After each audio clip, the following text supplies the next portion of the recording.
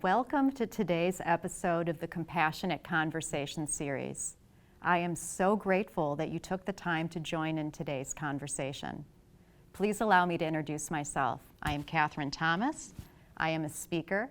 I am the host of the Catherine Thomas podcast and the author of Awakening the Vulnerable Heart and Inspiration from What Is. Copies of my books will be available for purchase after today's event. In a world that constantly floods us with information, creating a space of reprieve is imperative for mental and emotional well-being. In that spirit, I developed the Compassionate Conversation series. Why is compassion so crucial for mental and emotional well-being? Compassion involves the ability to be fully present with ourselves and others through observation, active listening, and asking questions for clarification. Compassion validates the humanity of others. Compassion and curiosity go hand in hand. Listening with curiosity versus judgment creates peaceful coexistence. We share the universal need to be seen as our authentic selves and to give and receive love. Compassion allows that to transpire. Today's episode is entitled May Mindset Makeover. May is Mental Health Awareness Month, making it the ideal time for a mindset makeover. While we readily commit the time and energy needed to renew our physical bodies, it's equally important to do the same for our emotional well-being. It is my pleasure to welcome back and introduce today's guest, Jeanette Baas. Jeanette is a therapist at Waterview Counseling in Thiensville. Her therapeutic style is centered around respect, infused with honesty and warmth. Regardless of life experiences, she believes we all have the power to harness hope and resilience. Welcome, Jeanette. Thank you. So happy to be back. In today's conversation, Jeanette will guide us through conducting a self-check-in on our mental health, give strategies for facing certain uncertainty with resilience, and share a top 3 list of things we can do daily to enjoy optimal ease. I have prepared a list of questions for today as a map, but as this is a conversation, we may take detours. Questions and comments will be welcomed at the end of our program. Your participation is what makes this a conversation. Today, we'll be discussing various aspects of mental health. Let's start with a shared understanding of that term. Jeanette, can you please define mental health for us? Of course, and thank you again for having me. So we hear a lot about physical health and how we're feeling physically. Mental health is the combination of our psychological, social, emotional health, how we navigate stress, how we navigate, or it impacts how we navigate stress, relationships, self-talk, manage our own care. So, people's mental health impacts their day-to-day. It changes week to week, hour to hour at times. Life transitions, things we go through can impact our mental health. And obviously, as a therapist, it's something that I talk to people about every single day. What are the most prevalent mental health concerns that you've observed lately? That's a great question. I think in my practice and what I see in the world, loneliness, isolation, definitely anxiety is a theme that I see a lot in my practice. Also, self-compassion and the challenge of being self-compassionate. I do a lot of work with my clients on that. Certainly navigating mood, depression, navigating socially, like how to be in relationships, friendships, I'm giving a lot, the work-life balance, and I would say a really big theme of what I see is where to put ourselves on our list, right? So we often have a lot of responsibilities or a lot of plates that we juggle, taking care of our children, grandchildren, our jobs, aging parents, relationships, coworkers, but oftentimes we put ourselves lower on that list. And that's something that I see a lot of and work with a lot of my clients on, in terms of it's not selfish to focus on yourself. It's really, really important. So moving ourselves up the list, making decisions that are good for ourselves on a daily basis actually helps in all of those other areas of our life: relationships, work-life balance, and so on. Thank you for that thoughtful response. And when you said you work with your clients on self-compassion, that really piqued my interest. Can you give like one example of advice you would give someone to show themselves that self-compassion? Yeah, I think one thing is thinking about how we speak to ourselves, because we speak to ourselves more than we do anyone else in a day. It's really easy. It's really easy, and it's very common to get upset with yourself about something, or to process a situation and say things that aren't kind to ourselves. Like, why did you do that? Or why did you let that happen? Or why can't you want to exercise but you're not? You're fat, you're ugly. I'm not saying any of you are saying that to yourselves, but we say really unkind things. So one big piece of advice that I give to clients is think about what you would say to a friend. So a friend approaches you and says, I'm having a really hard time. A hard time in this relationship, a hard time in this job, a hard time getting motivated to exercise, a hard time getting up in the morning. Would you look at them and say, you're awful, like you're not worth it, you're, these horrible things that we say to ourselves? No, you would show compassion and kindness and understanding. And so I really work with my clients on practicing, and we practice it together. So reframing what we're saying to ourselves in the mindset of, how would I say that to someone else if they said that to me? I love that example, because if we really think about it, the way we can show more compassion for others, it really shows us that we have work to do. When we really can look at ourselves compassionately, we just open ourselves up to more people, and the empathy just flows. Yeah. Beautiful, thank you. It's important. What actions can be taken to improve mental health both individually and by society as a whole? I think it's number one, look what we're doing today.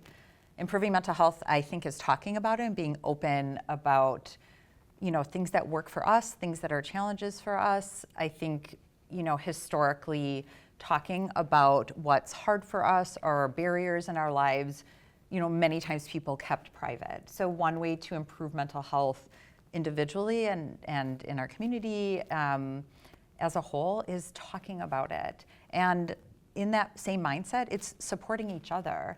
I think there's such a, trying to get ahead in our world and who has more, and this comparison culture. What I love to focus on and think about is, how do we support each other, right? I'm not trying to one-up you. I want to understand you. I want to, with empathy and compassion, understand what you're going through. We can learn from each other and support each other. So I think that's really important. Mental health, and I know we talked about, tools on a daily basis. I think supporting our mental health is very individual. What works for me? What helps me feel calm? What helps me feel joy? What helps me feel, where I can focus on things and enjoy things is going to be different from you, and going to be different from you, right? So I don't think there's just one formula. I don't think everyone should go. Yoga is amazing. If yoga is not your thing and you really prefer a dance class, you prefer walking with friends, you prefer this or that, I think it's about really finding what feels right for you in your body, what feels right for you that brings joy. And that's a lot of the work I do as a therapist as well, is let's go back to, like, what makes you happy? What feels good to you? And a big thing, and if you look at the research on aging, on mental health, connection, social connection, is a really big piece of it. And so that doesn't mean you have to, have plans 7 nights a week and be out and about all the time. That's not it at all. But connection is a huge piece of mental health. I like that answer. One thing that really stuck out to me was when you're talking about how we need to support each other and the competitive nature. If you really think about it, I think it falls into like scarcity and abundance. Mm-hmm. Like a lot of times we think we can't be supportive of someone else or happy because they have something, because that would mean that we don't. But when we can understand that there's enough for everyone, the empathy can really flow. Yeah. And that's kind of a place of self-actualization, I think, that we come from when we see that we can be okay and we can support someone, and also learning how to reframe envy and jealousy too. And that takes the competitive edge away, because if you really sit and focus on it and see maybe it's kind of an indication of something you want for yourself or to achieve, Right. it allows you to be open to more people. So again, it's getting us all on the same team. And again, all of us sitting here today in community, you know, just even though if we're taking notes and we're kind of thinking things individually, we're all here together. We're all curious learners, and just looking to your right and left shows you there's other like-minded people. Yeah. So I think that's kind of a small way to kind of help. So Jeanette, can you outline a strategy for conducting a self-check-in on our mental health?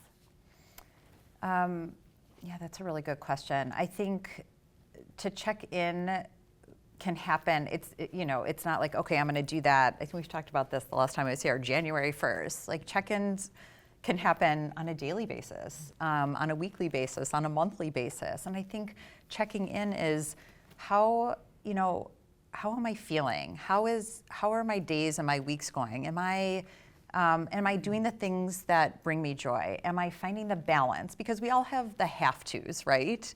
We have to do our dishes. I mean, maybe we don't have to. We have to do our laundry. Like, we have to, we have to show up to work if we work. We have to do this. We have to do that. But do we have a balance in all of that? Are we also, feeling joy? Are we also feeling connected? I also like to think about cognition, which I talked about, how we're talking to ourselves, how much we're in our head with worries and fears, right? Is that consuming, what percentage of the day, are we thinking about the things that we're concerned about and worried about? We all worry, that's normal, anxiety is normal, but how much of it is impacting our days?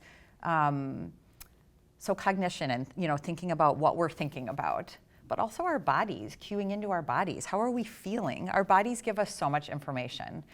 Our nervous system gives us so much information. When we're in that sort of activated state, or that fight or flight response, or that hyper-vigilant state, where, the old concept of, well, it's old but still here, the fight or flight response, like we're looking for danger, or we need to feel safe, so we're hyper-vigilant and we're always on alert. When we all go into those states naturally, but are we sitting in those states? Are we, where's our heart beating, right? Are we beating regularly, or do we feel it in our chest? Are we, so doing a self-check physically and our nervous systems, where are we? I think that's an important piece. It's all connected.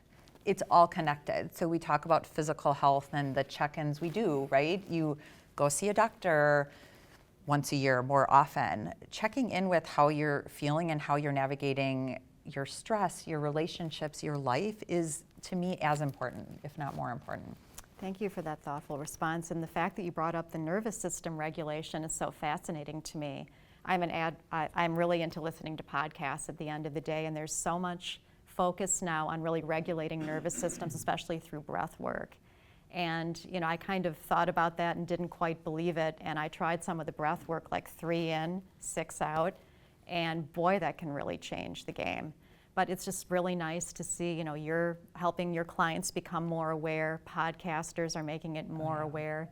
But just regulating the nervous system through something as simple as breath that can bring you into the present, bring you into a place of focus, and allow compassion and empathy to flow. Yeah. It's just something that's kind of within our control. Right. Wonderful. So some people may feel overwhelmed about locating a therapist who's a good fit. Can you enlighten us as to the levels of support available and where we can turn in our community? Actually, that's very timely too. Multiple people this weekend were saying, there's wait lists for 1.5 years for my child to get into children's, or, to find support. So that's, unfortunate to hear. And I think mental health support, in a positive way, more people are seeking, right? Like I said, in the past it was, it's a shame. It's shameful. You don't ask for help. So where to get help? I think there's a full range. A a lot of employees, a lot of companies have EAP programs where employees can they offer it to their employees. In terms of finding the right fit for a therapist, there are many therapists in Wisconsin and a range of people that see people virtually. After COVID, most therapists have had to offer the option of virtual because for a long time that was the only option. And so some people remain 100% virtual therapists. I really prefer to see my clients in person if I can. I think there's something about that connection in person, but of course offer virtual as well. I think it's, if people want, are using their insurance, there's always a list of people, but it's like where to start. There's hundreds of people on the list. Ask your friends. Ask the people you trust. I think that's a great place. So just like referrals for like, where'd you go to dinner? What's a good recommendation? I feel like the best referrals come from people that know someone. Like this person could be a really good fit for you. I would also say reach out to therapists. And truly, for me, I feel strongly that if I'm not the right fit for someone, I want to help them find somebody. I'm not going to just say, no, thank you. Like we're not these issues I don't think are in line, or, insurance, someone, I'm a private pay therapist, so I'm out of network with insurance companies. And if someone really needs to use their insurance and someone in network, I want to make sure that I help them find the right fit. So even reaching out to a therapist that someone recommends, I would say call me anytime. I'd be happy to help you find somebody. There's different levels of support depending on the seriousness. So there's outpatient therapists that are in private practice. There's group practices. Some of the local hospitals offer outpatient programs, and they can be incredibly valuable depending on the intensity of the need. So they work with people with that need more than 1 hour a week or 50 minutes once a week. So they have outpatient programs, they have partial hospitalization programs, that are 3 hours twice a week or half day. So there's just a lot of different levels of care in Wisconsin. Did that answer that? I went on for a while, sorry. But it leads right into the next two questions. Good. Absolutely perfect. Good. So what are some questions do you think we should ask when interviewing a potential therapist? Yeah, I like that question. So the research shows, and all therapists will tell you this, and it's true, the most important thing between a therapist and a client is the relationship. Because you have to feel comfortable to share anything and everything. And so I think part of it is going to be your gut feel. And talking to that person, almost every therapist, I would say every therapist, offers people a free consultation, 15 minutes, 30 minutes. Talk to me, tell me what's going on. So in my consultations, just what is going on. Let me tell you a little bit about myself. Obviously, for you, your experience, let's say, is grief and loss. Is it divorce, rebirth, chronic health illness? You want to make sure that the therapist you're speaking to has experience in what your concerns are and what's going on in your life. But truly, most importantly, is that relationship and your comfort level. Because you want to, I say to my clients all the time, I want this to be a place where you're comfortable to share anything and everything. There's no judgment here. Friends and family, I support people and promote, please talk to people. It's important for your mental health. But our friends and our family have a vested interest in a beautiful way, but sometimes they can't be objective, right? And so it's nice to have a place that you can just share your feelings. And so the relationship is the biggest thing, I would say. Wonderful, very thoughtful. And this leads right into the next question. How much time is needed within the therapeutic relationship to determine whether progress is occurring and the rapport is good? How long do we give the relationship to make those choices? Yeah, that's also a good question. Actually, every single time I talk to a new client, they ask that question, which is very good. I'm glad you brought it up. There isn't a number, in my opinion. I think you can say like behavioral change, you give 6 to 8 weeks, don't expect 1 week that things are gonna change. I don't think there's a number. I think it's so personal. And so what I say to my clients that all the time, there isn't a formula, right? So you may come to me and say, I'm really struggling with, finding joy. I'm really struggling with, who am I? My kids are out of the house now. I'm retired, or I'm starting a new career, or I just had a child. I see all ages. It's really, really personal. So change can happen. People can feel better, very quickly. It can take time. And so I always say, let's start seeing each other regularly in the beginning, because I need to get to know you and you need to get to know this process. And then this has to work for you.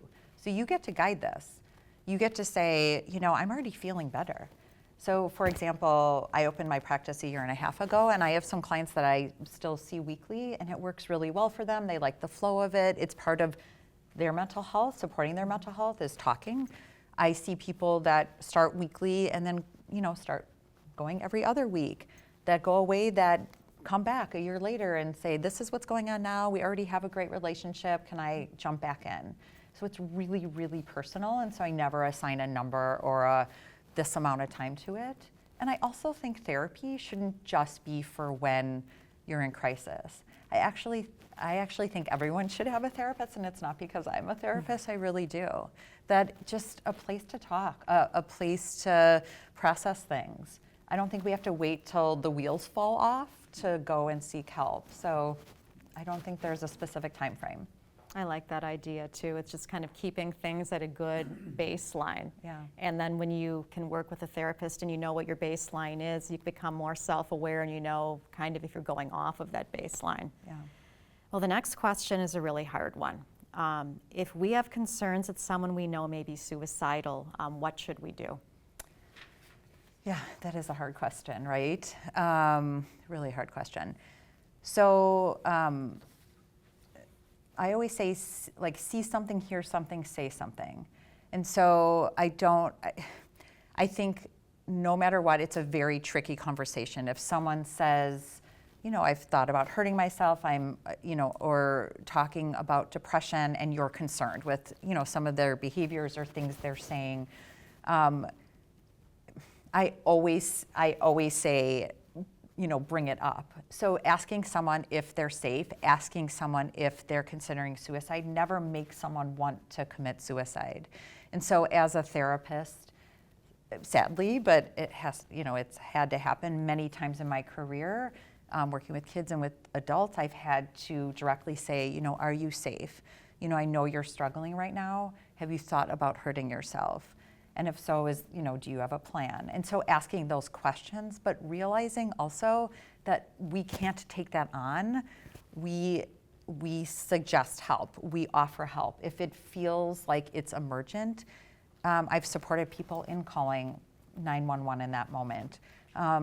988, I always say 998, but 988 is a suicide hotline that people can call as well. Also, the local hospitals, Rogers is a hospital that I've worked with a lot with people.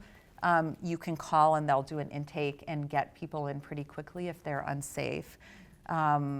It's something that you can't just keep to yourself. You have to, either call for help, ask someone to help, reach out to a therapist for help. Those are a few strategies or suggestions I would have.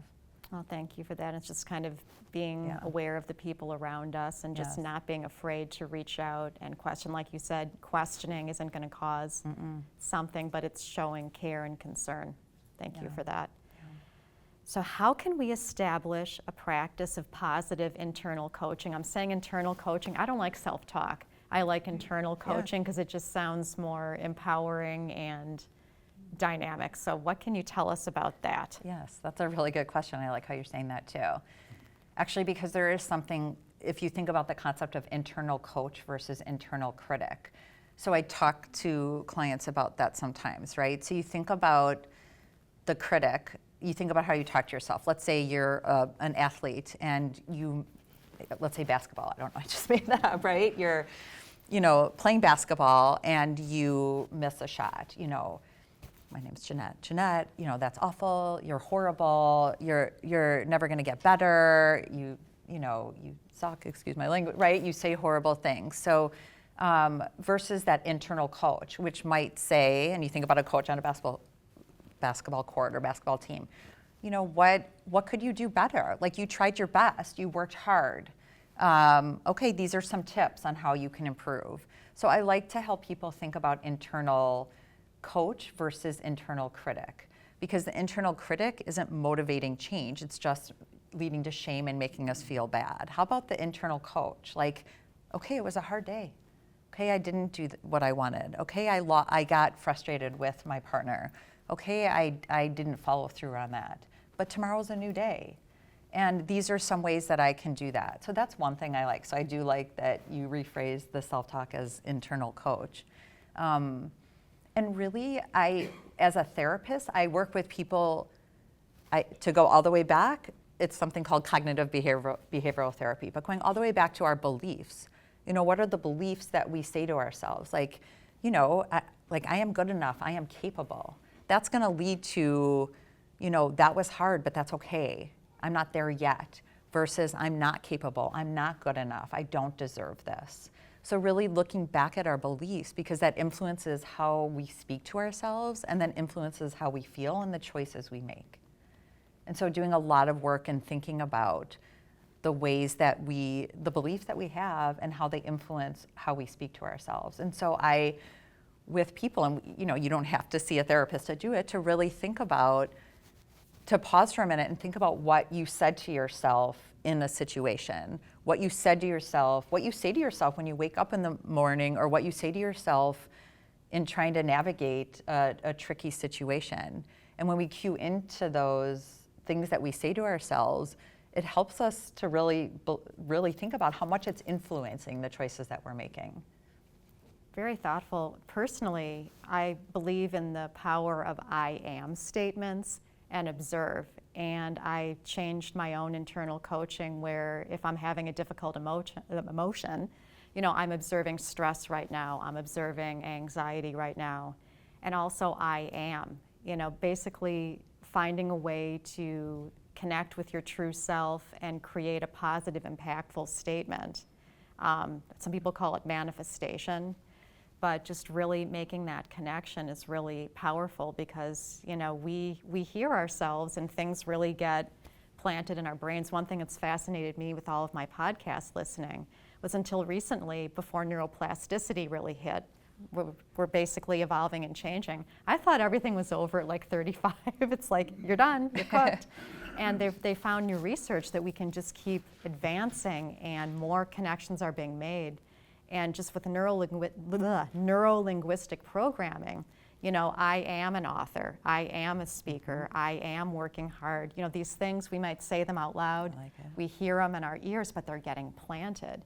And, you know, if we can coach ourselves, again, you know, if we get to a place of empathy and self-actualization, we just radiate that right out to everyone else. And I have a friend, and her husband, during all of these challenging times, he said that his job was to stay in a calm state of mind so he could help others. And at first she was kind of laughing at that, but people would just come to him and their shoulders would go back down and they would breathe and he would just be a source of, you know, fresh air and just peace. And again, it comes from the coaching and the I am. Once we can coach ourselves to a certain place, we're just ready to go out into the world and serve. So, you know, it's very important, humble work. And definitely self-care is not selfish, is it? Especially when you can radiate it out and help other people. Not at all. And also, just to jump really quick on what you're saying, I love the I am, right? Just I am all, right, because it's powerful, it's like agency, like I am, I own this. The other thing is thinking about like fixed and growth mindset and what you're talking about too, like it's never too late. It's never too, and I say that to my clients too, it's never too late to say, I want to feel better. I want to make these changes. And so I like the word yet at the end of a sentence, right? So, you know, like I'm definitely not a good basketball player. I don't know why I'm thinking basketball because actually I don't even know how to play basketball. But, you know, if you use the word yet after something, right? So I'm not good at this, or I can't do this. Just put the word yet in, and it just changes. I'm not good at this yet, or I can't do this yet, or I haven't figured this out yet. It gives us space and understanding that we don't have to have it all figured out, and there isn't a time frame for it either. Yet is a very powerful word, so I wanted to make sure that we add that in here. I love that. That's awesome. Thank you. So how can we effectively address and manage the feelings of being stuck that many of us experience? So obviously self-compassion is a piece of it, and we've already talked about that. Reminding ourselves that we don't have to have it all figured out. Looking at change as not all or nothing, right? So if you're feeling stuck, sometimes what happens is we go into that all or nothing thinking. It all has to get figured out now. Or I can't do anything. It's beautiful and okay to do one little thing, right? To take one step. Sometimes I talk to clients about just take one step in front of each other. Like that's all you have to do tomorrow, right? You're having a hard time with this situation.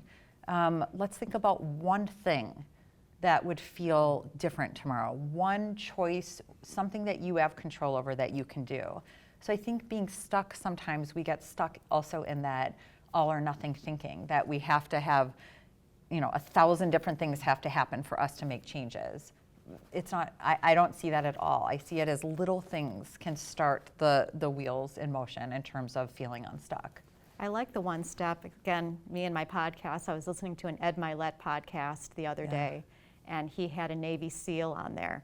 And the man was a dynamic speaker, I can't remember his name, but he was talking about during SEAL training, it's extremely mentally, physically, it just takes you to the edge. And one of the things that he incorporated when he was a SEAL and now in his post-SEAL life is creating a horizon. And what he meant by creating a horizon was not trying to see way out in the future, but little bits. Like I guess he said one time he was having to carry this canoe back and forth like for 12 hours. And his horizon was, I'm gonna go to this bluff on the beach. And basically he was recommending in that podcast, like Jeanette said, you break it down, you make a horizon instead of like 12 steps out. Maybe you're at step 0.5 right now, and that's okay because once you see a horizon, you're moving forward. But yeah, they also say, how do you eat an elephant? One bite at a time. Right. It's just grounding yourself and just being able to be in the moment and just take those little steps. And when you take the little steps, it's like celebrated. Then the self-coaching comes in and it's like, you did it, Yeah. And just that's what propels you forward. But here's a tricky question for you. What are the indications that we are ready or need to take a leap of faith and make significant change in our lives? I think sometimes when we're, whether it's a job or a relationship or lifestyle changes, when we feel stuck, when we're doing that self-pulse and looking at ourselves and realizing that the percentage of joy and, like you said, I say it to my clients a lot, when you feel like your shoulders are down and you're enjoying, we're not, we're thinking, when was the last time I felt that way? When we realize that our nervous systems are in, that fight or flight or that amped up state a lot, those are some, signals that maybe it's time for some change. But also, sometimes we need to reflect and say, are the choices I'm making in line with my values? And everyone has different values, right? So what's important to me? What's important to me? What do I want in this relationship? What do I want in, for my life? What are my goals? What are my values? What's important to me? And sometimes doing a check-in on those, we realize that maybe it is time to make some change, or, it's just things aren't lining up the way that we thought they should, and things aren't feeling right to us. So I feel like that would be my best way to answer that. Thank you for that thoughtful response. So I'm going to give you another dynamic question. How can we distinguish between resistance to change that we should push through versus something that is not the right choice for us? Sometimes we don't know. Sometimes we don't know until we start trying to push through, right? I think that goes back to values too. I think doing a check-in on, am I in the right space? Is this in line with what's important to me? Am I being seen? Am I being heard? Does my voice matter? I'm speaking of a relationship. In a job, does this feel healthy to me? Of course, safety, So I think resistant to change. Sometimes people don't change, and you think of the worst kind of examples, like a domestic violence situation or something worse, right? Change is really hard because there's fear of safety. And so there's resistance to change because you want to be safe. And so I think that's obviously an extreme example, but really it's, again, looking within what lines up with what we want and what's important to us. Change is hard. And sometimes resistance versus readiness for change is really about timing, and that's personal. Someone might look in and say, like, man, you stayed too long at that job, or you stayed friends with them too long and they didn't treat you well. You stayed in that relationship too long. It's so easy for someone else to look in. We have to be ready. So readiness is such a big piece of that. Well, I love that answer, and it's making me think of something else that you mentioned, again, the self-compassion. And there's this concept of pivoting. 5 years ago, when COVID came into the picture, the word pivot came up a lot, and just having to just kind of face certain uncertainty with the willingness to adjust course.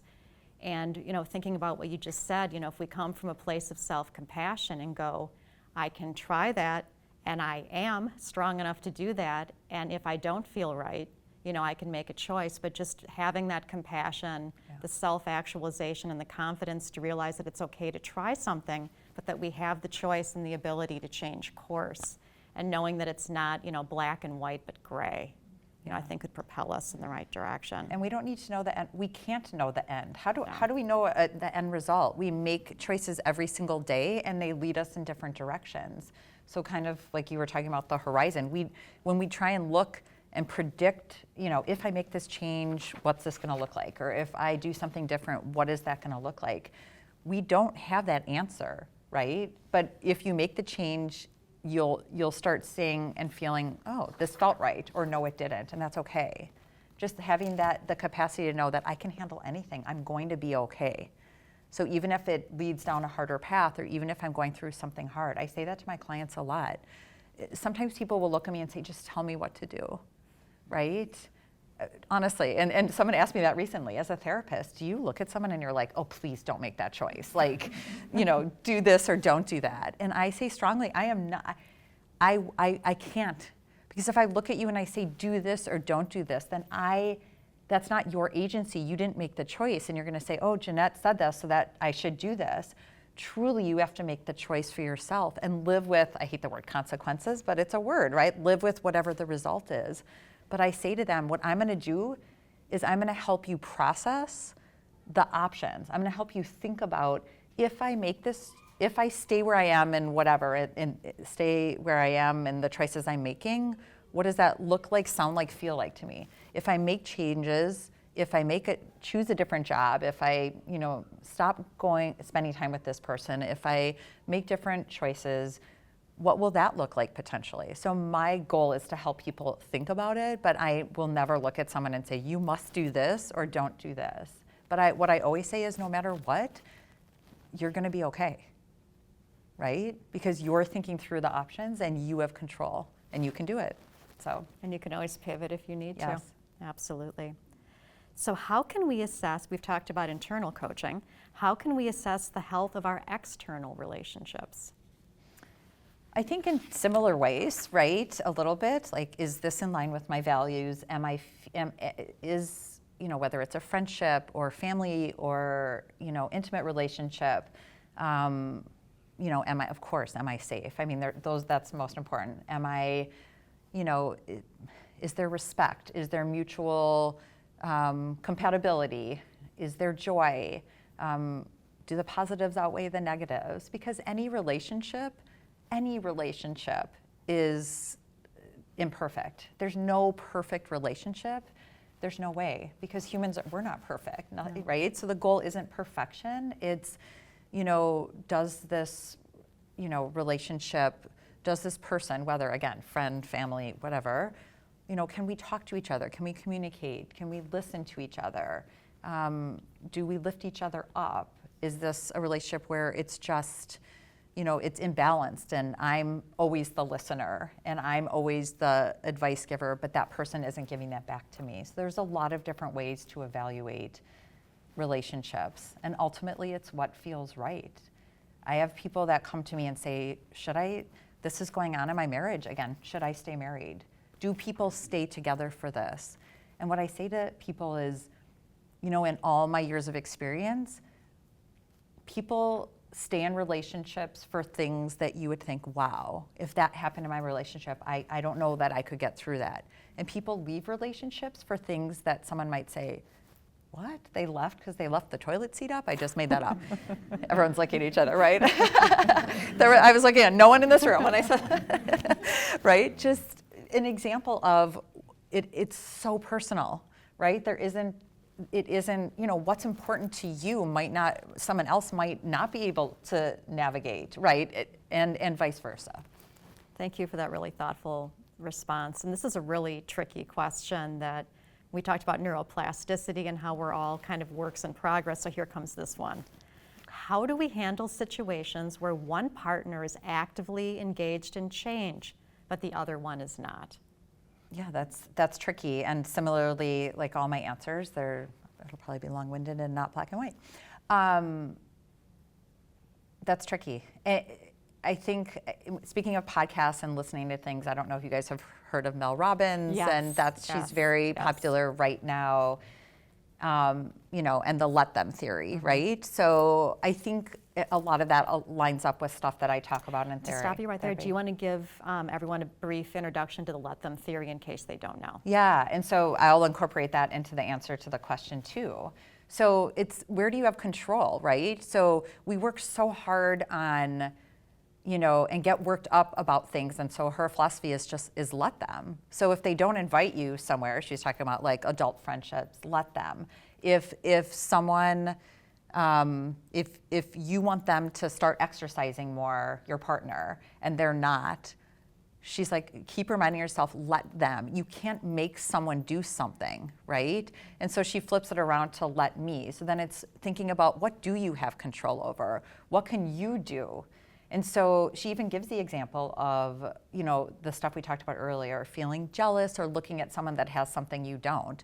So let them have that. Instead of sitting and stewing at it, think about it, how can I, okay, that's great that they wrote a couple books and have a podcast, but maybe it's something I want to do too. So let me figure out how I can do something like that in my life. So a lot of it is about control and where you have control and where you don't, in my view of what she says. And so thinking about relationships, if you're in a relationship, you can't make someone want to be in a relationship, right? So I think ultimately, when I've worked with people on one side or the other, you can work on yourself, and that's truly important. So that's the work I'll do with someone. Let's work on you. And part of that helps them decide if this is the relationship for them.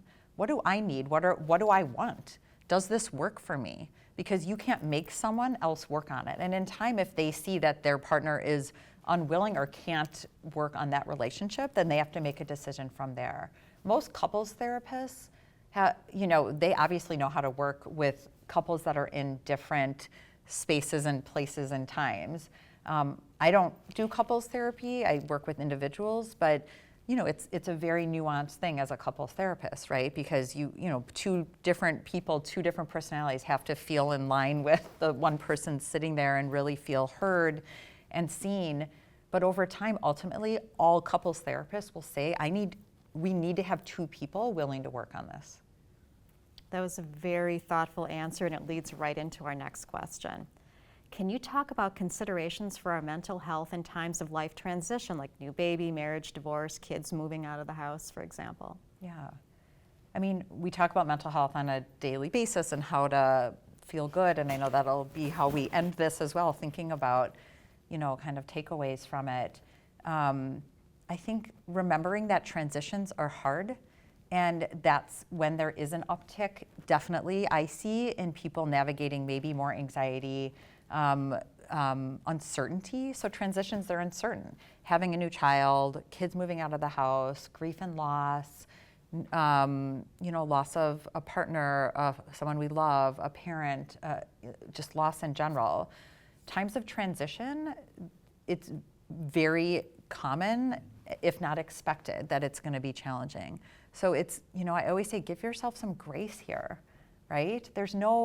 You don't have to feel better tomorrow. There's not a time frame on this. It's a transition.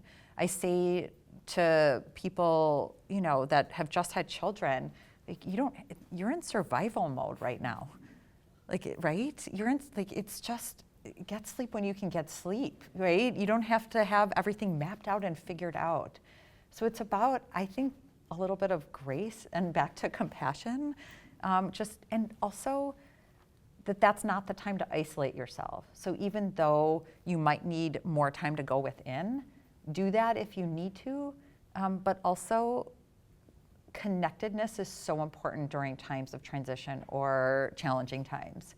So making sure that even though it's hard or it could be hard, reach out to someone, stay connected, talk to, I don't think people need to have 10,000 friends, right? That's not the expectation. It's about, even if you have one person that you can call or talk to and just be vulnerable and just share where you're at, that's huge during those times. I really love the fact that you brought up, again, not to retreat, because it's just so common when we're feeling that we're carrying a big load, we don't want to burden other people or we can't process it. And just being in community is just something that can help us so much. Thank you for reminding us of that. So, believe it or not, life is certainly uncertain, and the goal is to thrive rather than merely survive. So let's discuss some strategies for achieving this goal. Can you define internal versus external locus of control for us? Yeah, it's interesting. When I think about internal versus external, I think about college for a minute, even though I know that's probably not what you're asking. I think about, you take an exam in college, you don't do well on the exam. So there's two different ways that college students might process it. This is just an example. One, external locus of control. The professor didn't teach me the material. Like, the stuff that was put on the exam, wasn't what they didn't even ever talk about it. How am I supposed to know this stuff? Versus internal locus of control, man, I didn't do well in that exam. I should have studied more. There's things that I could have done differently. So that's sort of the first thing that comes to mind when I think about it. But really, it's, what do I have control over versus influences out there that are impacting. And so I really like to help people think about, what do they have agency over? Because there's so much that's uncertain in life, so much. And so when people are saying, I don't really know, or I'm nervous about this, or I don't, everything from things going on in our world to our communities, in our own homes, to our own health, what I always remind people of, and I feel like this goes into internal locus of control, I always say, what do you know? So right now, when we're talking about the what ifs and I don't know and things that are out of our control externally, let's think about what we do know. And so when you pause for a moment, you think, what do I know? So here's another example. So I, for many years, worked in a school setting. So I worked with kids. I work mostly with adults now, but I worked with kids in my past, and a little bit now too, but mostly adults. And let's say a kid had a lot of anxiety about something happening to a parent, right? And so this is an example of thinking about, what do I know? I'm worried about my mom getting into a car and driving, and I'm worried about a car accident. And so I would say, of course, validating that concern, but what do we know? Let's talk about what we know. And so I would have them practice this with me. But I modeled, of course, to start. What do I know? You know that your mom always wears her seatbelt. Oh, yeah, I do. You know that, she always drives the speed limit. Right? I don't know, whatever, right? What do you know? You know that she knows where she's driving. She grew up here. And so that's just a simple example, but that's something that I do when I think about control. Because external control feels out of our control, but internal we feel like we have control in. So think about what you do know, and that can be applied to all areas of our life. Wonderful. how can we stay calm when confronted with the overwhelming amount of information that we receive daily? I'm talking about like news and all these alerts and stuff, you know, without getting into specifics, we don't want to trigger anyone here, but just basically, how can we really handle the deluge of information we have while staying centered and calm? Yes. I know we all took a deep breath, right, when you said that. I think there's different ways. I think one, I call it like a social media diet, right? Like really putting yourself on a social media diet and setting parameters. Our phones, like it's so easy. It's how we communicate with people. It's everything. Now we think about something, it's going to show up on our feed, right? Like, how did that show up on my feed? I just thought about like, oh, I need to take vitamins for something, and now I have 30 ads about vitamins, right? That's an example. So putting ourselves on sort of an electronic or social media diet.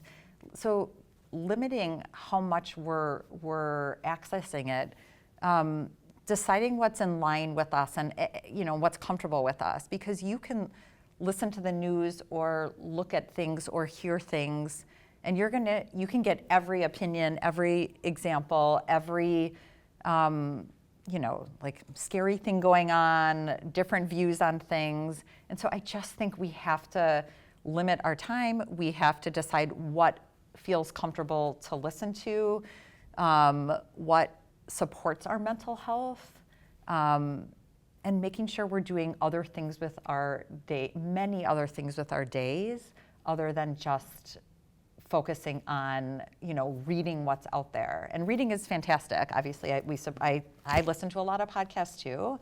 But I think just check yourselves on what you're listening to and what you're inputting, because there is a one-to-one correlation between sort of that input of what we're hearing and seeing and our own nervous system reaction. And so really thinking about what you're putting in. It's like what you put in your mouth and what you eat and all of that. Think about what you're listening to and what you're reading about. Thank you. Now we're going to go to something light. Oh. So can you give us a mental health toolkit of 3 things that we can do daily to enhance our well-being?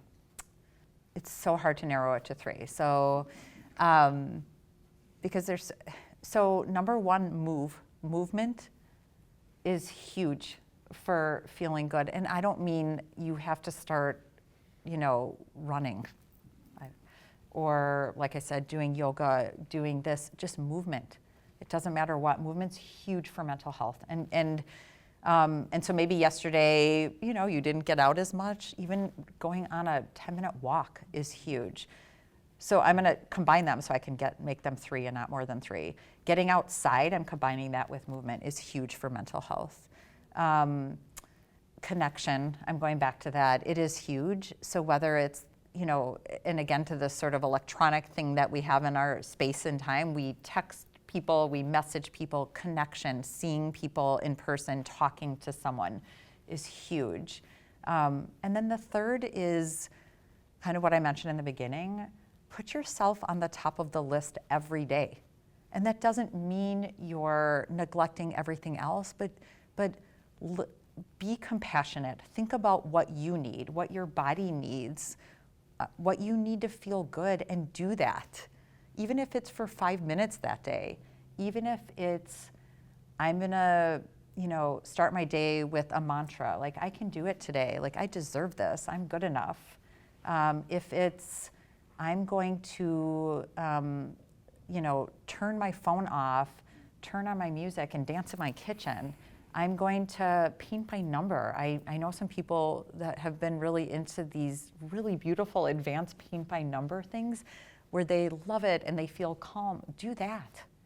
So it's whatever feels good to you, but choose you. That would be my third. Well, I loved your number 2, connection, if I could add something to it. Yeah, there's been research studies lately, there's something called casual connections. Like, connection you could think of, I'm going to, a movie with a friend, or I'm going on a walk with so-and-so. They found something called casual connections, where if you're just out and about in the community and you just simply greet someone, they're finding these have incredible value. So especially if you're someone who lives alone, like many people do. just getting out and just acknowledging someone. And once you get really good at this, if you acknowledge someone and they don't respond back, you've got your good internal coaching and you realize that you've done what you can do. But just realizing there's just simple ways to connect. I mean, even today, all of us are sitting in community today. Yeah. We're all here because we want to learn about mental health. We want to be around other people who are also curious. There's just such simple ways to connect. I love your number 2. Yeah. So is there anything else you would like to add to our conversation that we did not cover today? I think we covered a lot. Awesome. I think we covered a lot. Anything else to add? I think just to reiterate, it's never too late. It's just never. Tomorrow, every day is a new day. Just reminding ourselves of that.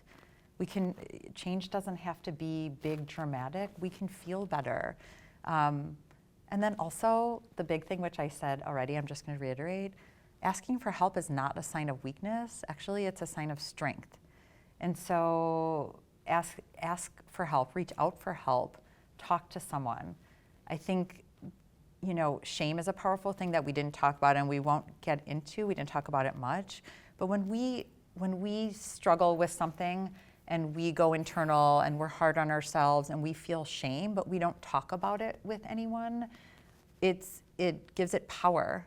When we say out loud to someone, I had a really hard day, or I had a really hard parenting moment, or I lost it, with this person, or I did this, it takes the power of shame away. We're sharing our story with somebody else who likely is going to look at us and say, man, that must have been hard.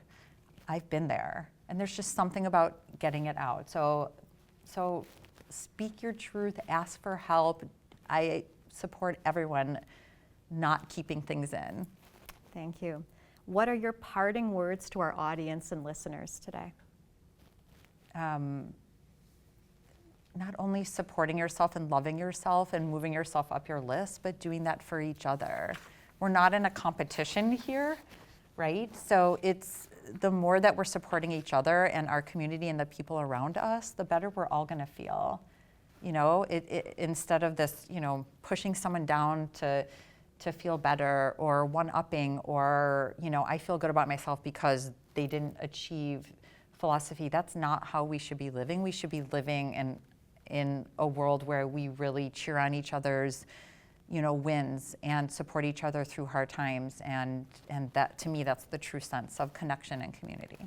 I love that. And again, it's abundance versus scarcity. What you just eloquently said is, when we believe in abundance, there's enough for everyone. And when we're from a place of self-compassion and self-actualization, we can really be comfortable with where we are and shine the light to other people. Thank you.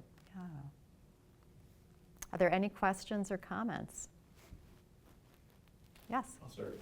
One of the ways that I think that you can do this community part actually is with, I'll say, friends and relationships. And what I offer is, when somebody says, hey, I'm having a hard time maybe with this or that, I just offer, you can call me anytime you want.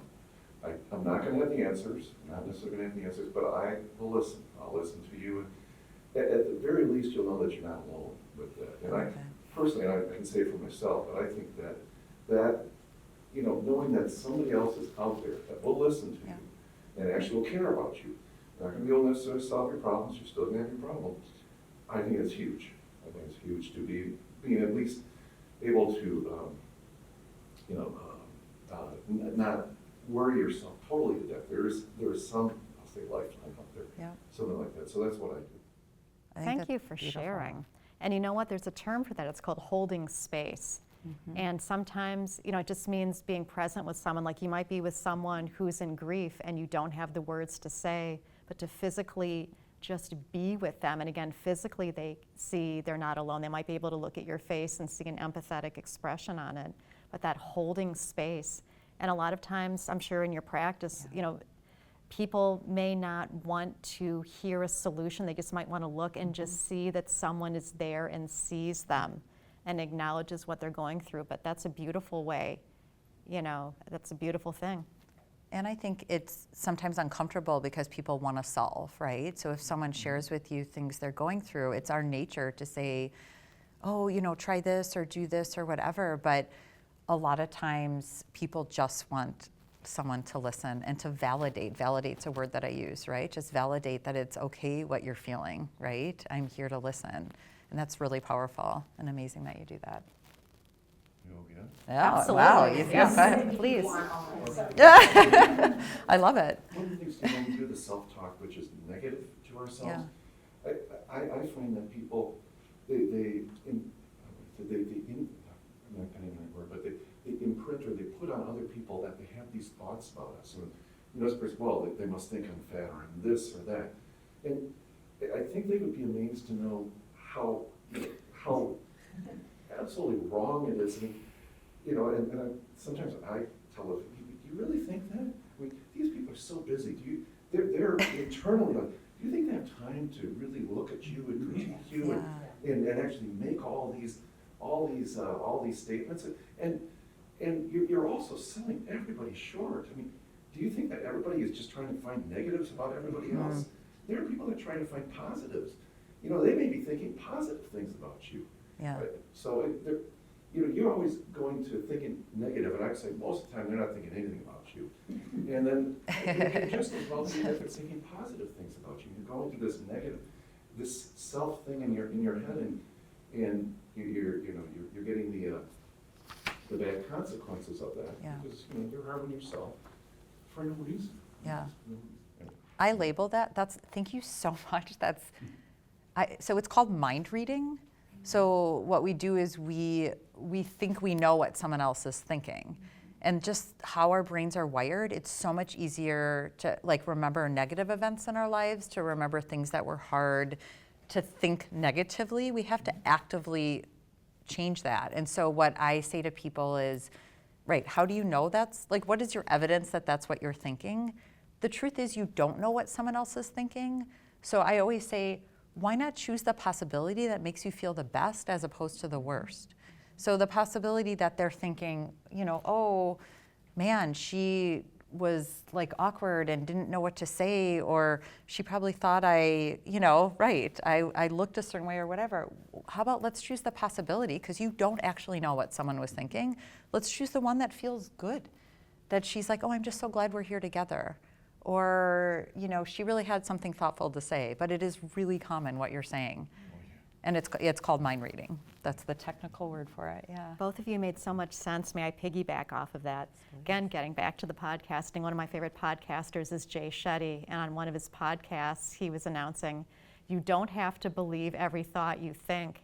And it sounds so darn basic, and I'm like, whoa, that's a total game changer right there. And it's just realizing that, your brain is busy, things go through your brain, and you have control over what goes through. And you can visualize something floating away, you can use some self-coaching, but when you really sit, that's a pretty powerful statement, because that really, to get to your point, and the mind reading and thinking about other people, just realizing that thoughts pass through and thoughts aren't necessarily true, and showing compassion for ourselves, because our brains are just so busily processing away, but we have control over what we move forward with. So wonderful, thank you. Thank you both. Well, as we conclude this afternoon's conversation, please reflect on the insights we've shared today. Remember, mental health is a journey, and it's essential to prioritize your well-being. Please join me for the next episode of the CCS on Saturday, November 1st, Talking Pause. This episode will spotlight a topic that is often overlooked but significantly impacts women's lives: menopause. Dr. Francesca Lind, a renowned expert in menopause and the founder of Integrative Menopause MD, will clarify how integrative medicine emboldens us to make informed decisions about our well-being and live our best lives. I want to express my heartfelt thanks to Jeanette Baas, Sarah Kelly, and the Cedarburg Public Library for their invaluable support in making today's conversation possible. Special thanks go to filmmaker Kim Reese for capturing today's event. A link to today's episode will be on my website, awakeningtoinspiration.com. Until we meet again, may you find beauty. Yeah. Thank you. Yeah.